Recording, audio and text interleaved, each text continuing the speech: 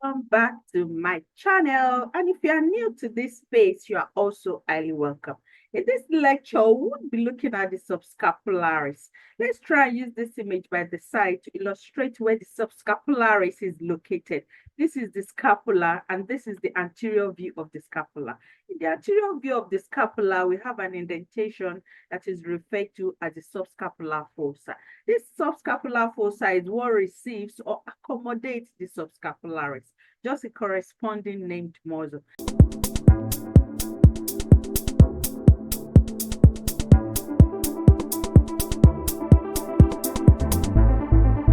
The subscapularis, we say, is a muscle that is located or accommodated in the anterior region of the scapula. If you look at this upper image, this is where we have the anterior surface of the scapula. And this anterior surface is also referred to as the costal surface. It is referred to as the costal surface because it is the surface of the scapula that is related to the rib cage. Within the anterior or the costal surface is where we have this indentation created that is harrowed here in black. And this indentation is what is referred to as the subscapular fossa, just the corresponding named fossa. So it is this fossa that then creates accommodation for the subscapularis. If you try to use this lower image here, this is where we have the scapula harrowed in ash. And you will see that the anterior surface of the scapula, where we have the indentation that is referred to as the subscapular fossa, that creates the accommodation site for the subscapularis, is what is seen at this region that is related to the rib cage. This is where we have the rib cage, and this is why we say that the anterior surface of the scapula is also referred to as the costal surface, just because it is related to the rib cage. And not to forget that it is this surface that creates the indentation that receives the subscapularis muscle. So if we go back to this upper image, we have this indentation already created, and it is this indentation that then receives the subscapularis. So you see that the subscapular muscle is embedded within the subscapular fossa, and the subscapularis exerts internal rotation of the arm. It is also seen to support shoulder joint stability because it is seen to run across the shoulder joint. And this is why it is helping to maintain the head of the humerus within the glenoid cavity of the scapula. We already described this in details in our previous lecture on the scapula. If you've not checked up that lecture, please kindly go and do so. Let's go back to this upper image where we'll be illustrating how the fibers of the subscapularis run in helping to exert this function. This is where we have the fibers of the subscapular muscle here, highlighted in dotted red. And you see that they originate from the subscapular fossa. We already established this previously, that this is an indentation that is created on the anterior surface of the scapula. And you see that they are finally directed laterally where they converge. And they converge to terminate as a tendon at this lateral region, where they are finally inserted on the lesser tubercle of the humerus. This is where we have the humerus here, and this region that is harrowed in green is the lesser tubercle of the humerus. This is where the fibers of the subscapular muscle or the subscapularis finally converge, forming a tendinous sheath around this lateral region. And at this point, you see that the fibers of this muscle are seen to run across the shoulder joint. Remember, the shoulder joint is embedded deep to this space where we have the head of humerus fixed into the indentation that is created on the lateral border of the scapula, which is the glenoid fossa. And this is where it creates the glenohumeral joint or the shoulder joint. And along the path that the fibers of the subscapularis run is able to support internal rotation of the arm. This is where we have the arm region, and the arm is able to rotate internally, which can also be referred to as the medial rotation of the arm, where the arm is seen to be rotated towards the midline plane. And this is where these fibers of this muscle are seen to support this action. They also seem to help stabilize the shoulder joint. If you look at how they run from where they originate from and their final insertion point, you see that they run across the shoulder joint. And this is where they are helping to reinforce the head of the humerus within the glenoid cavity of the scapula. And this is why they are helping to also keep them in place and stabilize this joint. So you see that the pattern by which the fibers of the subscapularis run is why they are able to exert this action. Fun facts. about the subscapularis. The subscapularis is one of the rotator cuff muscles. We know that the rotator cuff muscles is a group of muscles that are seen to run across the shoulder joint. And this is also where they are helping to reinforce or stabilize the head of the humerus within the glenoid cavity of the scapula.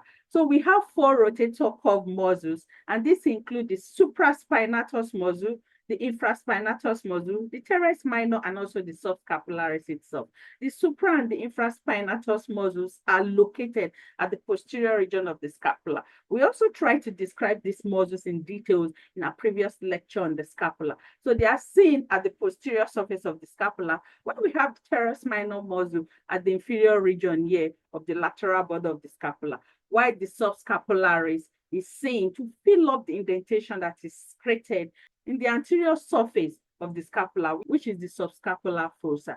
So this is how we have all these muscles come together, crossing the shoulder joint around this space. So the subscapularis is one of the rotator cuff muscles, and it is seen to fill up the indentation that is created on the anterior surface of the scapula. And this is what is highlighted here in dotted black. The subscapularis is the strongest and also the largest rotator cuff muscle. If you compare it to other rotator cuff muscle, you see that it exerts the strongest impact, and also it is seen to be the largest, considering its surface area. It is also important for us to add that the subscapularis is the only rotator cuff muscle that is inserted on the lesser tubercle of the humerus. Remember in our previous slide, when we tried to highlight the origination point and also the insertion point of the subscapularis. Let's try and use this image by the side to illustrate this. This is where we have the fibers of the subscapularis here highlighted in dotted red. And from where they originate from, you see that they are finally inserted here on the lesser tubercle of the humerus.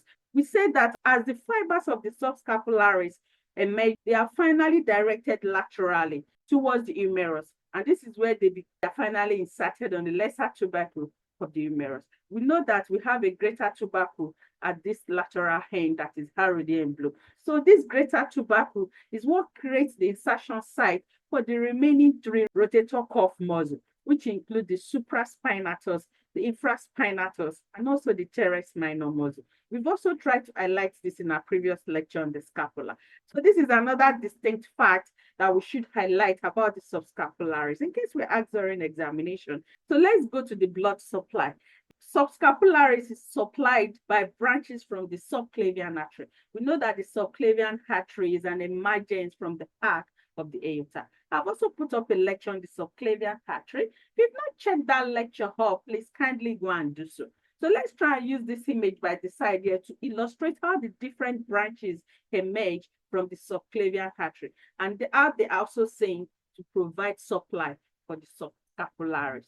So this is where we have the subclavian artery here highlighted in black. So one of the branches from the subclavian artery that provides supply for the subscapularis is the axillary artery.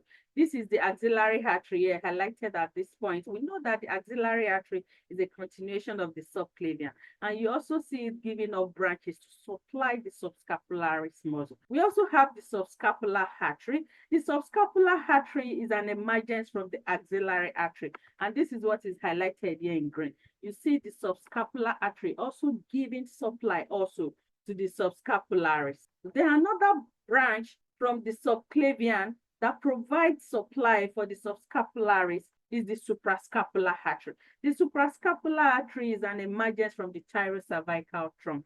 This is where we have the emergence of the thyrocervical trunk up here. You see it emerging and directed upward, where it is seen to give off branches to supply the thyroid gland and also the cervical region. And from this thyrocervical trunk, we have an emergence that is referred to as the suprascapular artery. This is the suprascapular artery here, also giving supply to the subscapularis muscle. So you see that we have a number of branches all emerging from the subclavian artery. And this is where they are directed towards the subscapularis to provide supply for this muscle. We also have the innervation here supplied by the subscapular nerve. The subscapular nerve is one of the branches from the brachial plexus, and you see it divided into the upper subscapular branch and also a lower subscapular branch. And this is where they provide innervation for the subscapular muscle. Thanks for watching this video. I hope you find this video useful.